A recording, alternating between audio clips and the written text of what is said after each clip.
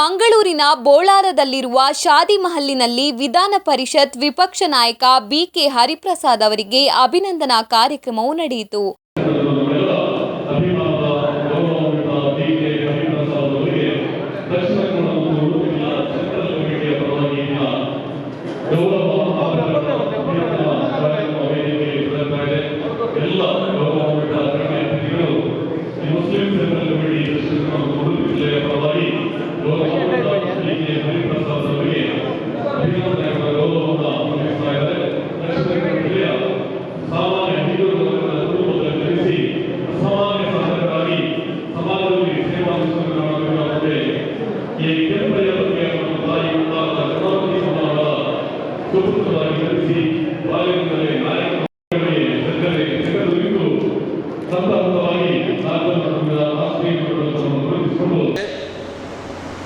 ದಕ್ಷಿಣ ಕನ್ನಡದಲ್ಲಿ ಹಲವಾರು ಸಂಸ್ಕೃತಿಗಳು ಸಂಸ್ಕಾರಗಳಿರ್ತಕ್ಕಂಥ ಜಿಲ್ಲೆ.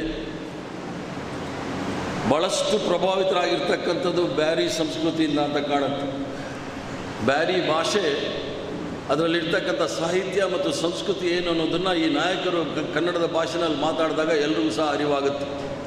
ಆದ್ದರಿಂದ ಈ ರಾಷ್ಟ್ರದಲ್ಲಿರ್ತಕ್ಕಂಥ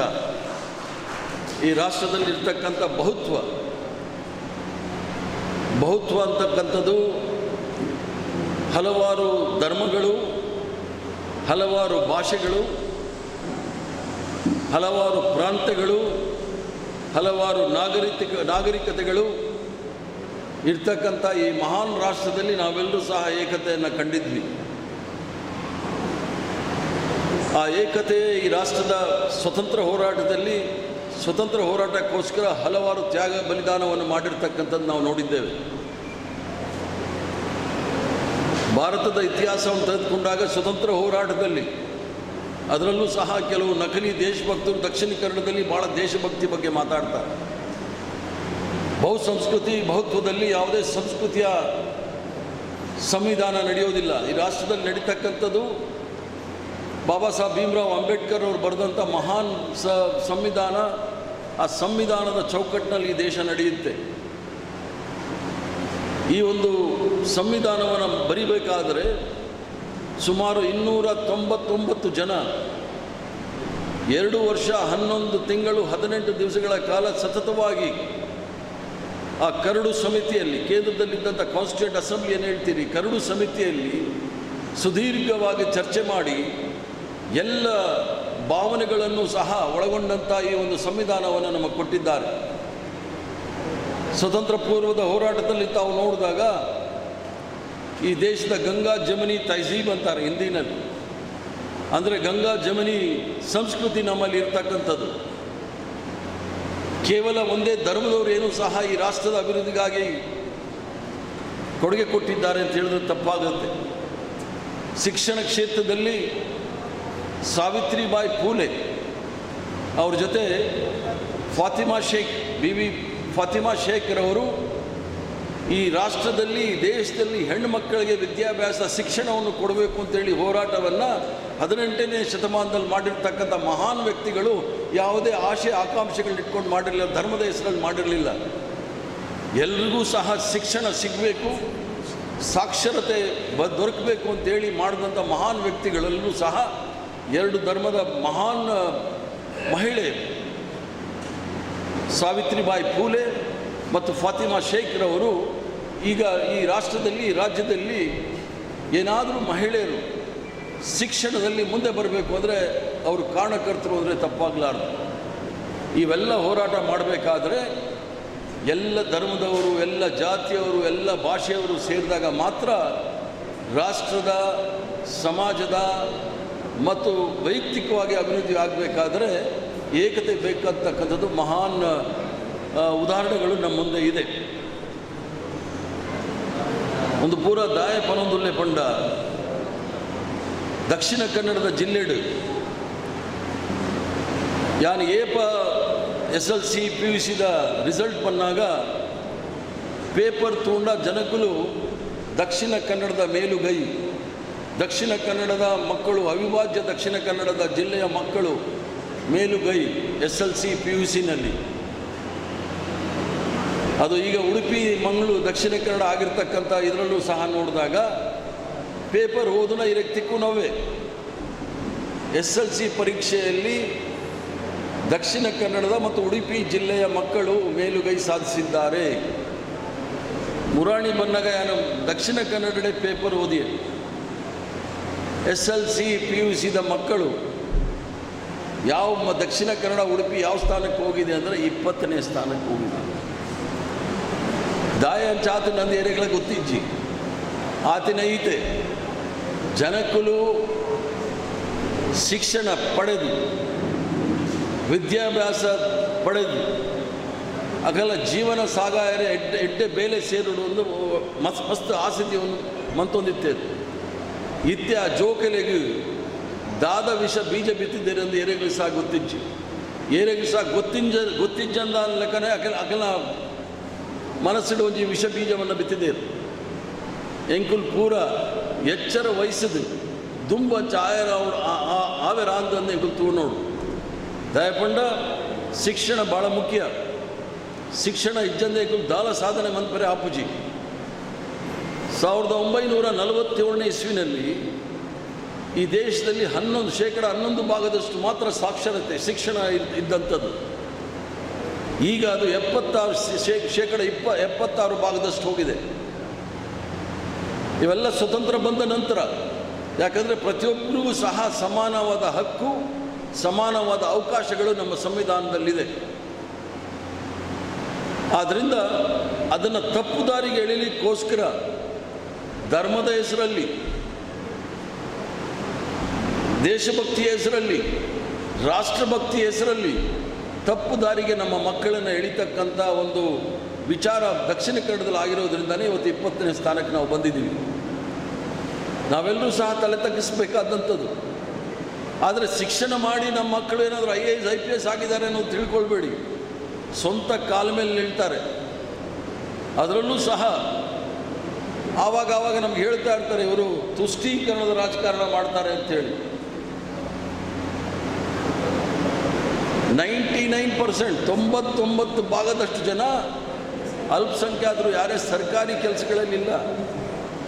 ಸ್ವಂತ ಕಾಲ ಮೇಲೆ ನಿಂತ್ಕೊಂಡು ಅವರು ಈ ದೇಶ ಸೇವೆ ಮಾಡ್ತಾ ಇದ್ದಾರೆ. ಅವ್ರ ಮೇಲೆ ಕಾಲ ಮೇಲೆ ನಿಂತ್ಕೊಂಡು ಅವರೇ ಸಂಪಾದನೆ ಮಾಡ್ತಕ್ಕಂಥದ್ದು ತುಷ್ಟೀಕರಣ ಅಂತ ಹೇಳಿದರೆ ಈ ರಾಷ್ಟ್ರಕ್ಕೆ ಸ್ವತಂತ್ರ ಸಾವಿರಾರು ಜನ, ಲಕ್ಷಾಂತರ ಜನ ಪ್ರಾಣ ತ್ಯಾಗವನ್ನು ಮಾಡಿ ಸ್ವತಂತ್ರ ಕೊಟ್ಟಿರ್ತಕ್ಕಂಥದ್ದು ಯಾವುದೇ ಒಂದು ಧರ್ಮ, ಒಂದು ಜಾತಿಗೋಸ್ಕರ ಅಲ್ಲ.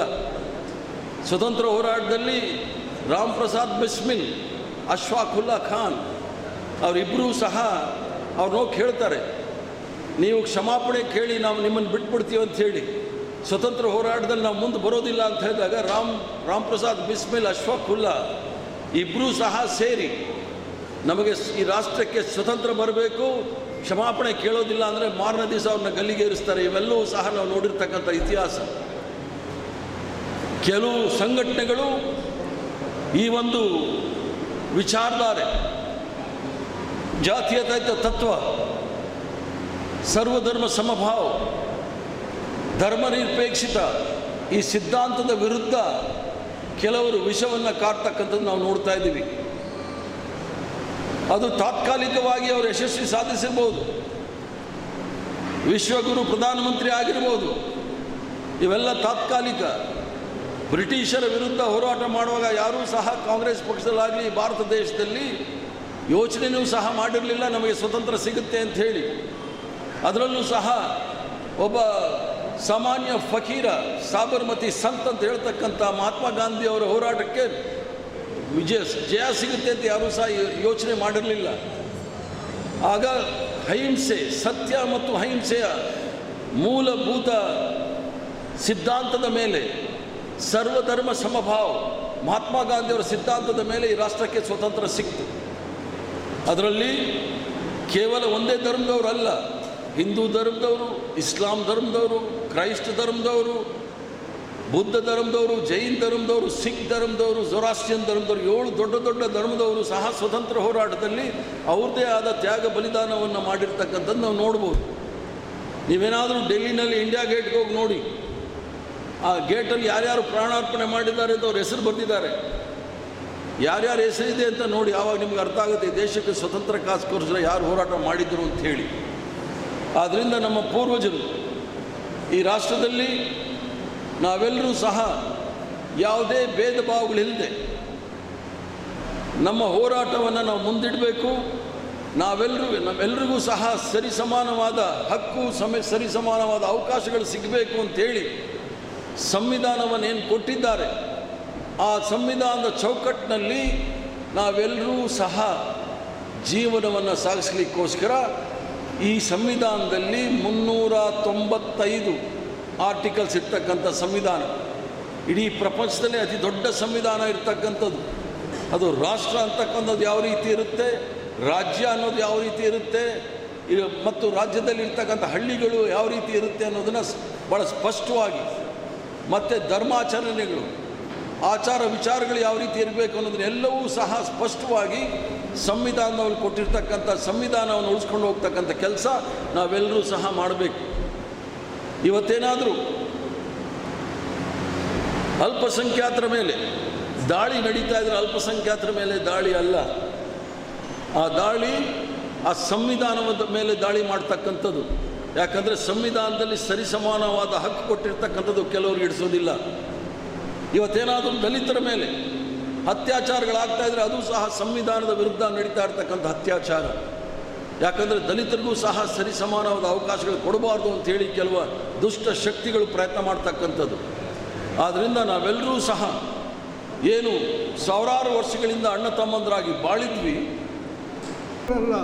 ಖಾಲಿ ಮುಸ್ಲಿಂ ಸಮಾಜಕ್ಕೆ ಮಾನ್ಯ ವಿಧಾನ ಪರಿಷತ್ ನಾಯಕರಲ್ಲಿ ವಿಧಾನ ಪರಿಷತ್ನಲ್ಲಿ ಔಟ್ರೇಟ್ ಆಗಿ ನಮ್ಮನ್ನು ಸಹಕಾರ ಮಾಡಿದಂಥ ಹರಿಪ್ರಸಾದ್ನವರನ್ನು ಸನ್ಮಾನ ಮಾಡ್ತಾ ಇದ್ದೇವೆ.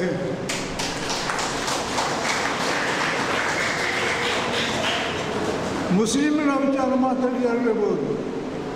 ಇವತ್ತಿನ ಪರಿಸ್ಥಿತಿಯಲ್ಲಿ ಆಗಿ ಹೋಗುವ ಮುಸ್ಲಿಮರ ಮೇಲೆ ಆಗಿ ಹೋಗುವಂಥ ಪ್ರತಿಯೊಂದು ವಿಚಾರದಲ್ಲಿ ಹಿಜಾಬ್ ಆಗಲಿ, ಮದ್ರಸಾ ಆಗಲಿ, ದೇವಸ್ಥಾನ ಆಗಲಿ, ಕ್ರಿಶ್ಚಿಯನ್ ಆಗಲಿ, ಮಸೀದಿಗಳಾಗಲಿ, ಲೌಡ್ ಸ್ಪೀಕರ್ ಆಗಲಿ, ಹಜಾಬ್ ಆಗಲಿ, ಮಾಂಸ ಆಗಲಿ, ಮಾವಿನ ಹಣ್ಣಾಗಲಿ, ಯಾವ ವಿಚಾರದಲ್ಲಿ ಇವತ್ತು ಮುಸಲ್ಮಾನ ದಬ್ಬಾಳಿಕೆ ಆಗ್ತಾ ಇದೆ. ಈ ದಬ್ಬಾಳಿಕೆಯನ್ನು ಔಟ್ರೈಟ್ ಜಾತಿಯಲ್ಲಿ ಮಾತಾಡಿದ ಧೀಮಂತ ನಾಯಕ ಹರಿಪ್ರಸಾದ್ ನಾಯಕ ಒಬ್ಬರಲ್ಲ, ಇಡೀ ವರ್ಲ್ಡ್, ಇಡೀ ರಾಜ್ಯ, ಇಡೀ ಕನ್ನಡ, ಇಡೀ ಹಿಂದೂಸ್ತಾನದಂತ 19 ರಾಜ್ಯದ ಮುಖ್ಯರಾಗಿರುವಂಥ ಮನುಷ್ಯ. AICC ಪ್ರಧಾನ ಕಾರ್ಯದರ್ಶಿಯಾಗಿ, ಪ್ರತಿ ಜಿಲ್ಲೆಗಾಗಿ ಅಬ್ಸರ್ವರ್ ಆಗಿ, ಪ್ರತಿಯೊಂದು ಕಾರಣದಲ್ಲಿ ಹೋದಂಥ ಮನುಷ್ಯ. ಇವತ್ತು ನಾನು ಮಾನ್ಯ ಧೀಮಂತ ನಾಯಕರಾಗಿದ್ದ ಹಿಂದುಳಿದ ಮುಸ್ಲಿಮರ ಹೋರಾಟ ಮಾಡಿದಂತಿರುವ ಮಾನ್ಯ ಬಿ ಜನಾರ್ದನ್ ಪೂಜಾರಿ ನಾವು ಸ್ಮರಿಸಬೇಕಾಗಿದೆ. ಅವರು ಈಗ ಕಾರಣಾಂತರ ಇದ್ದಾರೆ. ಅವರಿಗೆ ಬದಲಾಗಿ ಇವತ್ತು ಮಾನ್ಯ ಹರಿಪ್ರಸಾದ್ ಇಲ್ಲಿ ಬಂದಿದ್ದಾರೆ. ಅವರು ಮಾತಾಡೋ ವಿಚಾರ, ಇವರು ಮಾತಾಡೋ ವಿಚಾರ, ನಾನು ಮಾತಾಡೋ ವಿಚಾರ ಒಂದೇ. ಈ ಸಮಾರಂಭದಲ್ಲಿ ಮುಖ್ಯ ಅತಿಥಿಗಳಾಗಿ ವಿಧಾನಸಭಾ ವಿರೋಧ ಪಕ್ಷದ ನಾಯಕ UT ಖಾದರ್, ಮಾಜಿ ಶಾಸಕ BA Moideen Bawa, the Muslim central ಕಮಿಟಿಯ ಅಧ್ಯಕ್ಷ KS ಮೊಹಮ್ಮದ್ ಮಸೂದ್ ಸೇರಿದಂತೆ ಅನೇಕ ಗಣ್ಯರು ಭಾಗವಹಿಸಿದರು.